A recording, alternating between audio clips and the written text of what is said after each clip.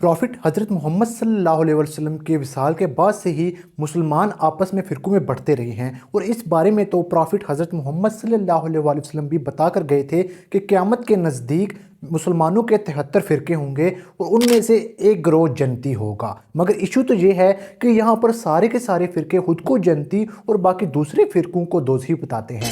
मैं कहता हूं सारे बाकी काफिर हैं और तुम सब काफिर हो। सारे बरेलवी काफिर, सारे बरेलवी गुस्ताख, काफिर और जलील हो।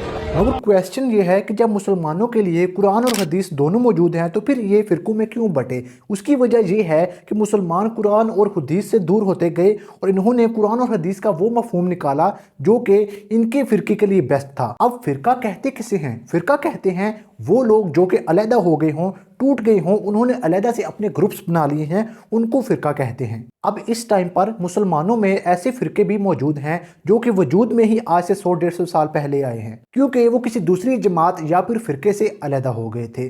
अब जितने भी फ़िरक़े होते हैं उनके आपस में कुछ ना कुछ इख्तिलाफ़ात होते हैं, तो क्या इन इख्तिलाफ़ात को ख़त्म करने के लिए मुसलमानों के पास कोई सल्यूशन मौजूद नहीं? जी हाँ, सल्यूशन मौजूद है, डिबेट यानी कि मुनाजरा। दोनों फ़िरक़ों के जो स्कॉलर्स हैं वो आमने सामने बैठते हैं और किसी एक टॉपिक पर वो बातचीत करते हैं और अपने दलाइल पेश करते हैं, खुद को सही साबित करते हैं और दूसरे के जो दलाइल हैं उनको गलत साबित करते हैं और एंड पर एक रिजल्ट निकल आता है। मगर फिर भी तारीख में जितने भी डिबेट्स, जितने भी मुनाजरे हुए हैं उनमें एंड रिजल्ट कोई भी नहीं निकलता और उसकी वजह ये होती है कि दोनों तरफों के फ़िरक़ों के जो आपस में लोग होते हैं वो लड़ने और झगड़ने लग जाते हैं। मैं अब किला अंदर ठोकूंगा, मैं दाखिल करूंगा, ऐसा किला अंदर करूंगा कि वो चीखेगा, फिर आप चीखेंगे, तड़पेंगे।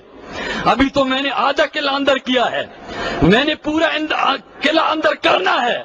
और मगर आज के इस मॉडर्न टेक्नोलॉजी वाले दौर में इसका भी हल मौजूद है, वो है कैमराज। कैमराज के ज़रिए पूरी डिबेट मुनाजरे को रिकॉर्ड कर लिया जाता है और बाद में आवाम खुद ही अंदाज़ा लगा लेती है कि कौन सा फ़िरक़ा सही है और कौन गलत बता रहा है। इस वक्त भी कई ऐसे इस्लामिक स्कॉलर्स मौजूद हैं जो को खुद को सही बताते हैं और बाकी तमाम फ़िरक़ों को गलत बताते हैं, मगर फिर भी वो डिबेट के लिए रेडी नहीं होते, वो किसी से मुनाजरा करने के लिए रेडी नहीं होते। ये बात बहुत ही ज़्यादा हैरानी की है। अगर किसी इंसान को मालूम है कि वो सच्चा है तो वो फिर डिबेट के लिए क्यों घबराएगा। मगर हम और आप इन इख्तिलाफात से किस तरह बच सकते हैं? बहुत ही आसान है। जो चीज़ें इस्लाम ने मुझ पर और आप पर फ़र्ज कर दी गई हैं वो तो हमने लाजमन करनी है, मगर जिनके बारे में सवाल हमसे क़यामत वाले रोज़ नहीं होगा वो हमारे लिए तैयार करना ज़रूरी नहीं है। इसकी मिसाल इसी तरह है कि जो सवाल एग्ज़ाम में आना ही नहीं, स्टूडेंट उसकी तैयारी नहीं करता। अगर इस वीडियो में कोई अल्फाज मुझसे गलत बोल दिए गए हैं तो मेरे इल्म में इजाफे के लिए उस बारे में मुझे कमेंट सेक्शन में ज़रूर आगाही दीजिएगा। मज़ीद वीडियोज़ के लिए चैनल को सब्सक्राइब करें।